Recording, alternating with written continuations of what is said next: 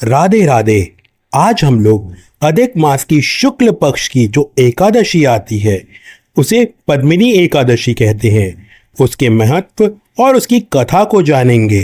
धर्मराज युधिष्ठिर कहने लगे, हे जनार्दन, अब आप अधिक मास की शुक्ल पक्ष की एकादशी के विषय में बताइए। उस एकादशी का क्या नाम है तथा उसके व्रत की विधि क्या है, इसमें किस देवता का पूजन किया जाता है और इसके व्रत से क्या फल मिलता है। श्री कृष्ण भगवान ने कहा, हे राजन, अब मैं तुम्हें अधिक मास के शुक्ल पक्ष में आने वाली अत्यंत पवित्र पुण्यदायिनी पद्मिनी एकादशी की महिमा और उसकी अद्भुत कथा सुनाऊंगा।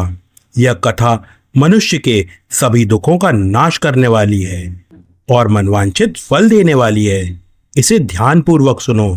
श्री कृष्ण भगवान बोले, यह पवित्र कथा प्राचीन काल में महर्षि पुलस्त्य ऋषि ने देवऋषि नारद को सुनाई थी। एक समय की बात है जब महान पराक्रमी राजा कृतवीर अर्जुन ने अत्याचारी रावण को युद्ध में पराजित कर बंदी बना लिया था। उस समय महर्षि पुलस्त्य ने विनम्रता से प्रार्थना करके रावण को मुक्त कराया। यह आश्चर्य घटना सुनकर देवऋषि नारद ने पुलस्त्य मुनि से पूछा, हे मुनिश्रेष्ठ, वह रावण जिसने देवताओं स्वयं इंद्र तक को पराजित कर दिया, उसे आखिर किस महापुरुष ने बंदी बना लिया? कृपया कर उसका पूरा वृत्तांत मुझे सुनाइए। तब महर्षि पुलस्त्य बोले, हे नारद, पहले तुम उस महान राजा की कथा सुनो जिसके पुण्य और तप के प्रभाव से ऐसा अद्भुत पुत्र उत्पन्न हुआ था। त्रेता युग में महिष्मती नामक नगर में कृतवीर नाम का एक प्रतापी राजा राज करता था।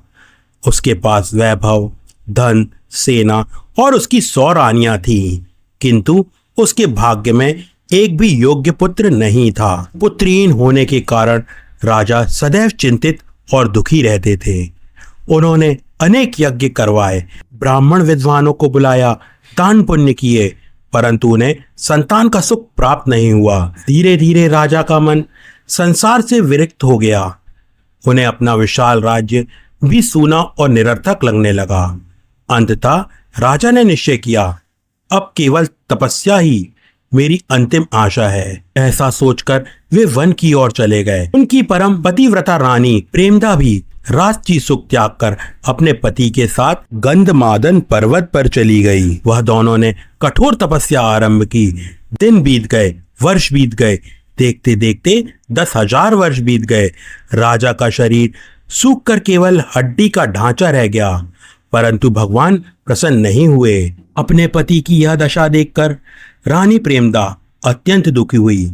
एक दिन उन्होंने महान पतिव्रता माता अनुसुईया के चरणों में जाकर विनम्रता पूर्वक कहा, हे माता, मेरे पति ने 10,000 वर्षों तक घोर तपस्या की, फिर भी भगवान प्रसन्न नहीं हुए। कृपया कर ऐसा उपाय बताएं जिससे हमें पुत्र प्राप्त हो सके। रानी की करुण वाणी सुनकर माता अनुसुईया बोली, हे पुत्री, अधिक मास अत्यंत पवित्र और भगवान विष्णु का प्रिय महीना है।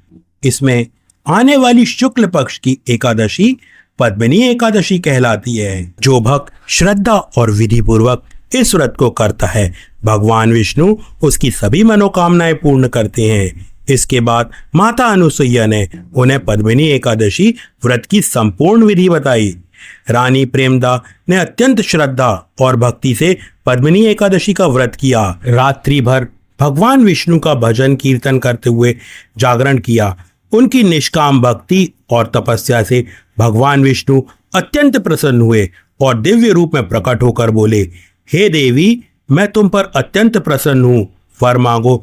रानी प्रेमदा ने हाथ जोड़कर कहा, प्रभु, आप अगर मुझ पर प्रसन्न हैं तो यह वरदान मेरे पति को दीजिए। रानी की विनम्रता और पतिव्रता धर्म देखकर भगवान विष्णु प्रसन्न होकर बोले, हे प्रेमदा, अधिक मास मुझे अत्यंत प्रिय है और उसमें आने वाली पद्मिनी एकादशी तो मुझे सबसे अधिक प्रिय है। हमने पूर्ण श्रद्धा और विधि विधान से इस व्रत का पालन किया है, इसलिए मैं तुम्हारी मनोकामना अवश्य पूर्ण करूंगा। फिर विष्णु भगवान राजा कृतवीर से बोले, हे राजन, अपनी इच्छा के अनुसार वर मांगो। राजा ने विनम्रता पूर्वक कहा, हे प्रभु, मुझे ऐसा तेजस्वी, अजय और पराक्रमी पुत्र दीजिए जिसे देवता, दानव और मनुष्य कोई भी पराजित ना कर सके। भगवान विष्णु मुस्कुराए और बोले, तथास्तु। इतना कहकर भगवान अंतर ध्यान हो गए। कुछ समय पश्चात राजा और रानी अपने राज्य लौट आए। समय आने पर उनके यहाँ एक अत्यंत तेजस्वी और पराक्रमी पुत्र उत्पन्न हुआ जिसका नाम कृतवीर अर्जुन पड़ा। वह इतना बलवान था कि उसने स्वयं रावण को भी युद्ध में पराजित कर बंदी बना लिया था। यह सब पद्मिनी एकादशी व्रत के प्रभाव से ही संभव हुआ था।